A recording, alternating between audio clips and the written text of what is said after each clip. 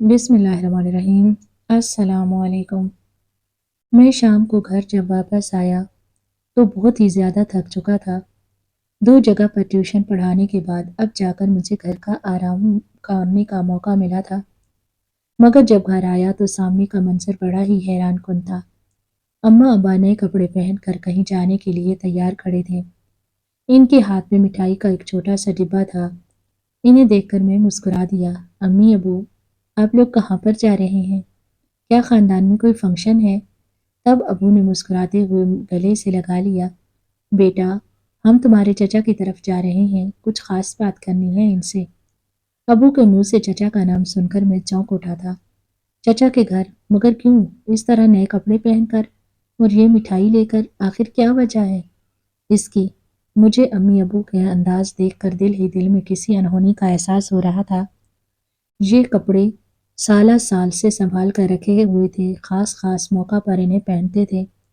हमारे घर में नए कपड़े बनाने का रिवाज नहीं था, या फिर शायद हमारी गुर्बत हमें इस चीज़ की इजाज़त नहीं देती थी।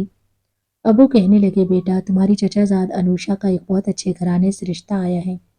तुम्हारी माँ का कहना है कि हमें इनके घर जाकर तुम्हारे और अनुषा के बारे में बात करनी चाहिए। बचपन में अब्बाजान ने तुम दोनों का रिश्ता तय किया था। बस यही हम भाई साहब को याद दिलाने के लिए जा रहे हैं, ताकि वो कहीं अनुषा बेटी का रिश्ता न कर सकें। इनकी बात पर मेरे चेहरे का रंग बदल गया। मैं बहुत ज़्यादा घबरा गया था। ऐसा नहीं था कि मुझे अनुषा पसंद नहीं थी, बल्कि वो बहुत खूबसूरत, पढ़ी लिखी, शायद मैं इसे दिल में पसंद भी करता था। मगर इस पसंदीदगी को मैंने कभी किसी पर ज़ाहिर नहीं किया। मैं किसी मुनासिब वक्त की तलाश में था और मुझे यकीन था वो वक्त जल्द ही आ जाएगा।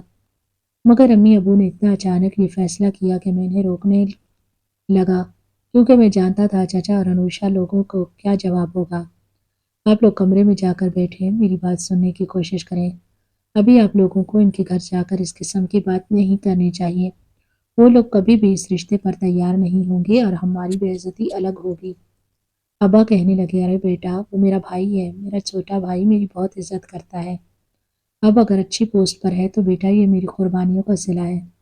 मैंने छोटी उम्र में ही अपनी पढ़ाई की कुर्बानी देकर काम करता रहा, मेहनत मजदूरी करता रहा। तब तुम्हारे चचा को पढ़ाया लिखाया, किसी काबिल बनाया। अब जब वो अफसर बन चुका है, बड़े घर में है, तो क्या वो सारे रीत रिवाज भूल गया? नहीं बेटा, वो मेरा भाई है, मेरा खून है। देखना, जब मैं इसके घर जाऊंगा तो कैसे मुझे खुशी से गले लगा लेगा। मैं जानता था कि क्या होने वाला है, इसलिए मैं अपने कमरे में आकर बैठ गया और आने वाले वक्त का एहसास करके मेरा दिल डूबा जा रहा था। मेरी छोटी बहन किरण मेरे पास आकर बैठ गई। अरे भैया, परेशान क्यों हो रहे हैं? देखना, अम्मी अबू खुशी की खबर लेकर आएंगे। अम्मी अबू मेरी तवक्को के मुताबिक जल्दी वापस आ गए थे। इनके बुझे हुए चेहरे देखकर मुझे एहसास हो गया था कि चचा ने इन्हें क्या जवाब दिया होगा। मगर चचा और अनुषा ने इनके साथ इतनी बदतमीजी की होगी, इन्हें इतनी बातें सुनाई होंगी, इस बात का मुझे अंदाजा तक नहीं था। अम्मी रोते हुए कहने लगी, तुम्हारे भाई ने तो तुम्हारे अब्बू की पूरी बात ही नहीं सुनी। दरमियान में ही इन्हें कंगला, मोची, गरीब, न जाने क्या क्या कहकर पुकारना शुरू कर दिया। इनके घर में बहुत सारे मेहमान भी थे। उन्होंने सबके सामने हमारी खूब तजलील की। हमें पानी तक नहीं पूछा, बैठने को भी नहीं कहा, और इस तरह बेजारियत करके, बेइज्जत करके घर से निकाल दिया। अनुषा, मत पूछो बेटा, इसका दिमाग तो 7वें आसमान पर पहुंचा हुआ है। सुना है इसका होने वाला शौहर एक बहुत बड़ा अफसर है, एक बहुत बड़े खानदान से ताल्लुक रखता है। तभी तो इस लड़की का दिमाग अर्श पर पहुंचा हुआ है। बेटा, क्या पैसा इसी तरह इंसान का दिमाग खराब कर देता है? मेरे पास अम्मी के किसी सवाल का जवाब नहीं था। मैं खामोशी से उठकर अपने कमरे में आ गया। मैं जानता था कि ये सब होगा, फिर भी अपने माँ बाप की तजलील पर मेरा दिल बुरी तरह से टूट रहा था। सारी जिंदगी अबू को मेहनत मजदूरी करते हुए देखा। अबू सिलाई भी करते थे, मजदूरी भी करते थे, मोची का काम भी करते थे, जो काम मिल जाता वही कर लेते। उन्होंने कभी मेहनत से हाथ नहीं खींचा था और ना ही किसी किस्म का काम करने में शर्म महसूस की थी, बल्कि मुझे भी यही दर्स देते थे कि रिज़्क़ हलाल कमाने में इंसान को शर्म नहीं करनी, جو کام بھی ملتا ہے اللہ کا شکر ادا کر کے اس کام کو کرنا چاہیے۔ میں اپنے کمرے میں آ کر بیٹھ گیا تھا، اپنی کتابوں کو کھول لیا، اب پہلے سے زیادہ اپنی پڑھائی پر توجہ دینے لگا تھا۔ میرے دل میں جیسے ایک آگ جل رہی تھی۔ اپنے ماں باپ کے ساتھ جتنی بھی زیادتیاں ہوئی ہیں، جو بھی ناانصافیاں ہوئی ہیں، ان سب کا میں بدلہ لوں گا، ان سب کا جواب مانگوں گا ہر ایک انسان سے جو ہم لوگوں کی اس بربادی میں برابر کا شریک ہے۔ اگر ابو نے چچا کے لیے اتنی قربانیاں دی تھیں تو چچا کا بھی حق بنتا تھا کہ اپنی خوشی کی وقت میں وہ ابا کو اپنے ساتھ شریک کرتے۔ جب چچا کی شادی ہوئی تو تب امی نے اپنے ہاتھوں سے کنگن اتار کر ان کی دلہن کو پہنا دیے تھے، اپنا زیور اٹھا کر چچی کو دے دیا تاکہ چچا کو کسی قسم کی کمی کا احساس نہ ہو۔ اور انہوں نے کیا کیا؟ شادی کے بعد جب ایک اچھی پوسٹ پر لگ گئے تو سب سے پہلے انہوں نے گھر چھوڑ دیا، میرے ماں باپ سے رشتہ ناتا سب کچھ توڑ دیا، اور بچپن کا وہ رشتہ جو دادا نے اپنی خوشی سے طے کیا تھا وہ بھی انہوں نے توڑ دیا، صرف اور صرف دولت کے لالچ میں۔ ان کے پاس اس بات کی کیا گارنٹی تھی کہ جس دولت مند آدمی کو اپنی بیٹی دے رہے ہیں وہ اسے خوش بھی رکھے گا؟ اب میری مصروفیت بڑھتی جا رہی تھی، میری پڑھائی کا خرچ میں خود ہی اٹھا رہا تھا، اپنے ساتھ ساتھ کرن کو بھی میں اعلیٰ تعلیم دلوانے کا خواب رکھتا تھا۔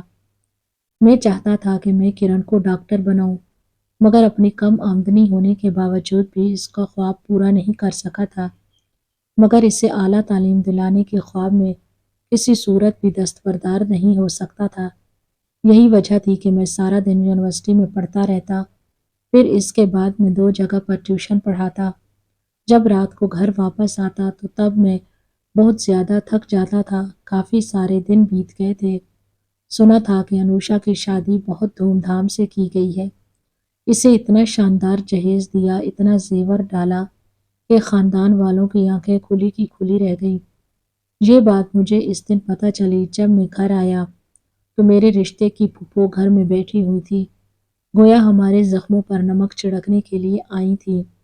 ارے بہن کیا بتاؤں تمہیں، لڑکی کو جہیز کے ساتھ ساتھ بڑا گھر بھی کی دیا، کمال کا ملا ہے۔ سسرال والوں نے دل کھول کر اس پر خرچ کیا، اور ولیمہ اتنے بڑے ہوٹل میں کیا۔ اگر خاندان میں اس کی شادی ہوتی تو کیا وہ اتنی شان سے اسے بیاہ کر لے جاتے؟ پھپھو کا اشارہ صاف میری طرف تھا، مجھے دیکھ کر وہ ہونٹوں پر دل جلانے والی مسکراہٹ سجا کر بولی تھی۔ میں جانتا تھا کہ مجھے خاندان والوں کی نظروں اور باتوں کو برداشت کرنا پڑے گا، اس لیے میں نے خود کو اس سب کے لیے پہلے سے ہی ذہنی طور پر تیار کیا ہوا تھا۔ میں انہیں سلام کر کے اپنے کمرے میں جانے لگا تو ابو نے مجھے روک لیا۔ ارے بیٹا، سارا دن کہاں آوارہ گردی کرتے رہتے ہو؟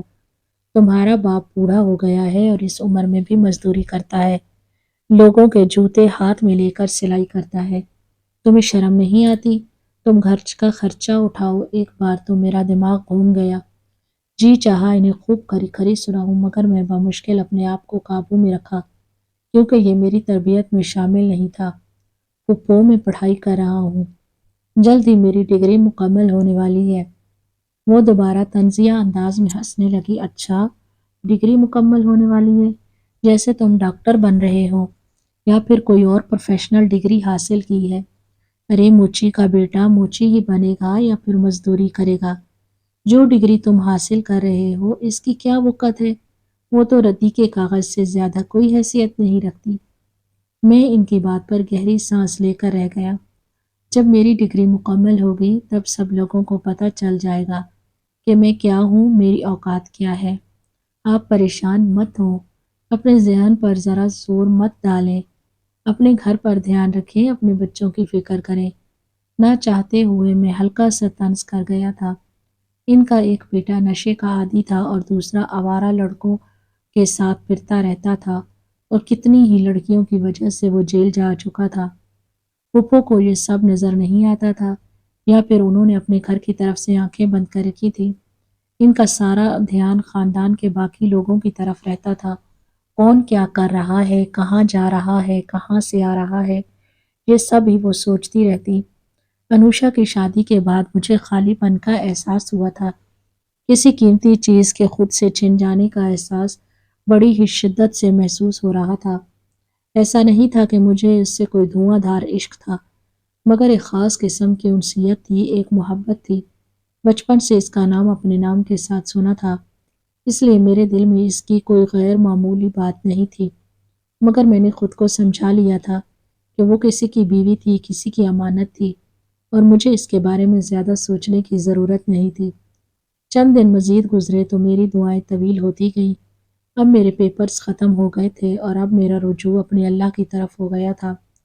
ہر وقت میں خشوع و خضوع سے اس سے دعا مانگتا رہتا، یا اللہ میرے ماں باپ کی لاج رکھ لینا، یا اللہ جو میں نے محنت کی ہے اس کا مجھے صلہ دینا، مجھے کسی کے سامنے بھی رسوا مت ہونے دینا، یا اللہ میری عزت رکھ، جو خواب میں نے اپنے ماں باپ کے لیے دیکھے ہیں میرے ان خوابوں کو پورا کر دینا، مجھے اپنے ماں باپ کے سامنے شرمندہ مت ہونے دینا۔ اس دن آدھی رات کا وقت تھا جب پیاس کی شدت سے میری آنکھ کھلی تھی۔ میں کمرے سے باہر نکلا تو ایک کمرے سے مجھے کھٹ کھٹ کی آواز سنائی دی۔ پانی پی کر جب اس کمرے میں آیا تو میں نے دیکھا کہ ابا سلائی مشین پر بیٹھے ہوئے کپڑے سلائی کر رہے تھے۔ اس وقت ان کی آنکھیں نیند سے بند ہو رہی تھی، کمر جھکی ہوئی تھی۔ وہ اس وقت بہت ہی بوڑھے، کمزور اور نڈھال لگ رہے تھے۔ یہ منظر دیکھ کر میری آنکھوں میں آنسو آ گئے۔ میں نے بمشکل اپنے جذبات پر قابو پایا تھا۔ ابا، اتنی رات کو آپ سلائی مشین پر بیٹھے ہوئے ہیں، اب سو جائیں، آرام کر لیں، یہ کام صبح بھی ہو سکتا ہے۔ ابا کہنے لگے، نہیں بیٹا، یہ کپڑے تو مجھے ایک ہفتہ پہلے ہی وسیم صاحب نے دیے تھے۔ ان کے بیٹے کی شادی ہے تو انہیں شادی سے پہلے ہی یہ کپڑے چاہیے، مگر میں اپنی مصروفیت کی وجہ سے کپڑے سلائی نہیں کر سکا۔ کل انہیں ہر صورت میں یہ کپڑے واپس کرنے ہیں۔ تم فکر مت کرو بیٹا، تم تھوڑا سا ہی کام رہ گیا ہے، جیسے ہی مکمل ہوگا تو میں سو جاؤں گا۔ ابا، آج کے بعد آپ کام نہیں کریں گے، آپ کو میں بیٹھنے نہیں دوں گا۔ اب آپ میری بات پر ابا پھیکا سا مسکرائے تھے۔ بیٹا، جب تک تمہاری اچھی نوکری نہیں مل جاتی تب تک تو ہمیں کام کرنا ہی ہوگا۔ یہ محنت مزدوری تو زندگی کا حصہ ہے۔ کل کو کرن کی شادی کرنی ہے اور جو تمہاری ماں کا علاج چل رہا ہے، اس کے لیے مہنگی مہنگی دوائیوں کے بہت سارے پیسوں کی ضرورت ہے۔ اگر کام نہیں کریں گے تو پیسے کہاں سے آئیں گے اور یہ سب کیسے ہوگا؟ میں کچھ بھی کہے بغیر اپنے کمرے میں آ گیا تھا۔ اسی وقت میں نے جائے نماز بچھائی اور اللہ کے حضور میں اپنی کامیابی کے لیے دعائیں مانگنے لگا تھا۔ چند دن گزرے تھے کہ دوست نے مجھے ایک ایسی خبر سنائی جسے سن کر مجھے اپنے کانوں پر یقین نہیں آ رہا تھا۔ نہیں یار، ایسا نہیں ہو سکتا، وہ لوگ تو بہت سمجھدار ہیں، انہوں نے تو بہت چھان بین کر کے یہ رشتہ کیا ہوگا نا، پھر ایسا کیسے ہو سکتا ہے؟ میرے اس بے یقینی سے کہنے پر میرا دوست ہنس پڑا تھا۔ ارے یار، آج کل کے زمانے میں کچھ بھی ممکن نہیں، پیسہ بڑے بڑوں کی عقل پر پتھر ڈال دیتا ہے، تو وہ لوگ کیا چیز ہے؟ زیادہ پیسہ دیکھ کر وہ لوگ ناسمجھی میں دھوکہ کھا بیٹھے۔ میں اپنے دوست کی آواز سن کر بالکل گنگ رہ گیا تھا۔ ایسا میں نے کبھی نہیں سوچا تھا کہ ان لوگوں کے ساتھ وہ سب ہو، ان کی زندگی یوں اجیرن ہو، مگر شاید قسمت کا کھیل تھا، یا پھر شاید مکافات عمل، یا پھر جب انسان خود کو دوسروں سے برتر اور دوسروں کو کیڑے مکوڑے سمجھنے لگتا ہے تو شاید اسی طرح اس کا دماغ عرش سے فرش پر لایا جاتا ہے۔ کئی دن گزرا تو میری زندگی میں وہ ایک ایسا دن آیا جس نے میری زندگی کو گویا خوشیوں سے بھر دیا تھا۔ میری ڈگری مکمل ہو گئی، مجھے جس کا انتظار تھا وہ انتظار آج ختم ہوا تھا۔ میں بہت خوش تھا، اتنا خوش کہ اپنی زندگی میں شاید کبھی اس سے پہلے میں نے ایسی خوشی محسوس نہیں کی تھی۔ بار بار سجدے میں گر کر اللہ کا شکر ادا کر رہا تھا۔ میں نے اپنی مکمل خوشی اپنے ماں باپ کے ساتھ بھی شیئر نہیں کی تھی، انہیں میں یہ سب کسی مناسب موقع پر بتانا چاہتا تھا۔ چند دنوں کے بعد ہی میں نے انہیں بتایا کہ میری نوکری لگ گئی ہے، مجھے ٹریننگ کے لیے جانا ہے، شہر سے بہت دور، کچھ مہینے لگ سکتے ہیں، مگر میں آپ سے فون پر رابطہ کروں گا۔ امی ابو میری کامیابی پر خوش بھی تھے اور اداس بھی، اور پھر میں سب کچھ چھوڑ کر بھول بھال کر اپنی ٹریننگ پر آ گیا تھا۔ وہ دن میری زندگی کے یادگار دن تھے اور مجھے یقین تھا ان دنوں کے بعد میری زندگی مکمل طور پر تبدیل ہو جائے گی۔ اس دوران میں نے وہ سب معلومات بھی حاصل کر لی تھی جس کے بارے میں میرے دوست نے بتایا تھا۔ جس معاملے پر میرا دل کھٹک گیا تھا، میں نے اس معاملے پر جب مزید چھان بین کی تو پتہ چلا کہ دوست کے پاس ان کی بات بالکل سچ تھی۔ مجھے یہ سب جان کر خوشی نہیں ہوئی تھی بلکہ مجھے افسوس ہوا تھا۔ 6 مہینے کے بعد میں اپنے گھر واپس آ گیا، اسی حلیے میں جس حلیے میں گھر سے باہر گیا تھا۔ میری زندگی میں کتنی بڑی تبدیلی آ گئی تھی، یہ بات میں نے ابھی اپنے گھر والوں سے چھپائی تھی۔ آج میں انہیں سب کچھ بتانا چاہتا تھا، آج انہیں سب بتانے کا وقت آ گیا تھا۔ ان پر، اپنے خاندان والوں پر اپنی پہچان ثابت کرنے کا، اپنی کامیابی کی دھاک بٹھانے کا آج سے بہتر دن اور کوئی نہیں ہو سکتا تھا۔ امی ابا مجھے اتنے مہینوں کے بعد اپنے پاس لے کر بہت خوش ہو رہے تھے۔ پھر جب شام کا وقت ہوا تو ابا باتوں باتوں میں اداس ہو گئے۔ کیا ہوا ابا، آپ اتنے پریشان کیوں ہیں؟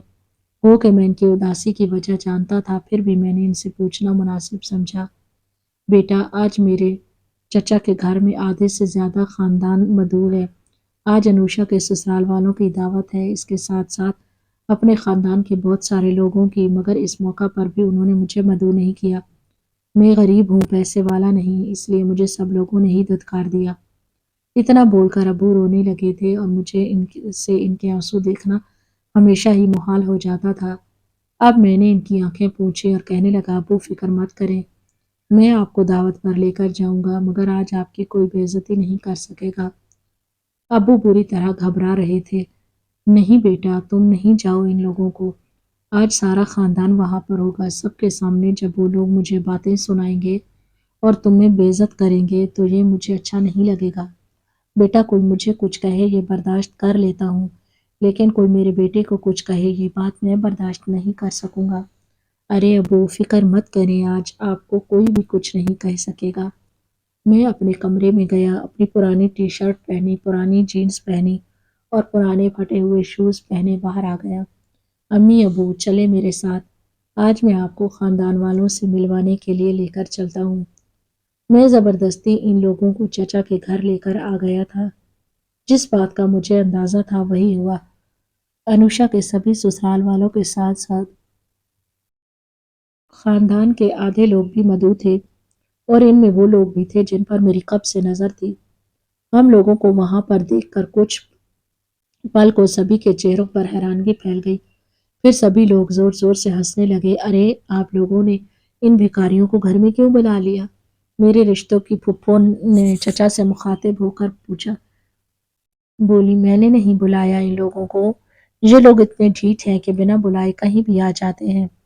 انہیں نہ اپنی عزت کے ساتھ غرض ہے نہ کسی دوسرے کی عزت کا۔ تبھی انوشا جو کالے رنگ کی ساڑی میں ملبوس تھی، دامن کا سر بہنے جب بہت چمک رہی تھی، ہمیں دیکھ کر وہ غصے سے چہکتے ہوئے بولی، ارے ان لوگوں کو شاید بھیک چاہیے ہوگی، ضرورت پوری کرنے کے لیے پیسے چاہیے ہوں گے۔ ابو جلدی سے انہیں پیسے دیں اور انہیں یہاں سے چلتا کریں، ابھی میرے باقی سسرال والے بھی آنے ہیں، وہ ان لوگوں کو دیکھیں گے تو کیا سوچیں گے میرے بارے میں کہ یہ لوگ میرے رشتہ دار ہیں۔ ابو میری بہت بے عزتی ہوگی، آپ انہیں گھر سے نکالیں۔ انوشا کی باتوں کو سن کر میں زور سے ہنس پڑا تھا۔ انوشا، نکلنے کی باری تو میری نہیں بلکہ تمہارے سسرال والوں کی ہے۔ تم لوگوں نے ہمیں جتنا ذلیل کرنا تھا کر چکے ہو، اب نہیں۔ اب اور اسی کمرے میں پولیس بھی آ گئی جہاں پر ہم سب لوگ موجود تھے اور سب گھبرا گئے۔ چچا تو بری طرح پریشان ہو گئے تھے، یہ پولیس یہاں پر کیا کرنے آئی ہے؟ انسپکٹر صاحب، آپ نہیں جانتے کہ یہاں پر میری بیٹی کی سسرال والوں کی دعوت چل رہی ہے؟ میں آپ کے اوپر تک شکایت کروں گا۔ آپ آج کے دن یہاں پر کیوں آئے؟ ہمارا سر نیچا کرنے کے لیے؟ انسپکٹر صاحب انہیں نظر انداز کر کے میرے پاس آئے تھے۔ سر آپ بتائیں کیا کرنا ہے؟ کیا پورے گھر کی تلاشی لیں؟ ہاں تلاشی ضرور لیں، اور خاص طور پر ان جگہوں کی جن کے بارے میں نے نشاندہی کی تھی۔ پولیس والے مجھے سلوٹ کر رہے تھے، سر سر کہہ کر بلا رہے تھے۔ یہ منظر دیکھ کر وہاں پہ سبھی لوگ کھڑے کے کھڑے رہ گئے۔ تب میں نے ان لوگوں سے اپنا اصل تعارف کروایا تھا کہ میں ڈی ایس پی عادل خان ہوں۔ کچھ دن ہوئے ہیں مجھے یہ چارج سنبھالے ہوئے۔ اب میں نے اپنا رخ چچا کی طرف کیا تھا۔ مجھے آپ کے داماد اور بیٹے کے بارے میں بہت سی مشکوک خبریں ملی ہیں۔ یہ دونوں اسمگلنگ میں ملوث ہیں، ہمیں اس کے بہت سارے ثبوت بھی ملے ہیں۔ جہاں تک میرا اندازہ ہے آج اس گھر میں آپ کے بیٹے اور داماد کی ایک خاص میٹنگ بھی ہے جس میں وہ اسمگلنگ کے سامان کی ڈیلنگ کر رہے ہیں۔ جس جگہ پر ہم لوگ کھڑے تھے وہاں پر سبھی لوگ موجود تھے، صرف چچا کا بیٹا اور داماد موجود نہیں تھے۔ وہ اس وقت ایک کمرے میں بیٹھے ڈیلنگ کر رہے تھے۔ میرے آدمی پہلے سے ہی اس کمرے کی نگرانی کر رہے تھے اور ان کی ساری باتوں کو ریکارڈ کر رہے تھے۔ اب ان لوگوں کو رنگے ہاتھوں پکڑ لیا گیا تھا۔ وہ گھر جس میں سب لوگ کچھ دیر پہلے تو خوشیوں سے جھوم رہے تھے، اب وہ گھر جیسے موت کی خاموشی میں ڈوب گیا تھا۔ چچا تو اپنا سر پکڑ کر بیٹھ گئے تھے۔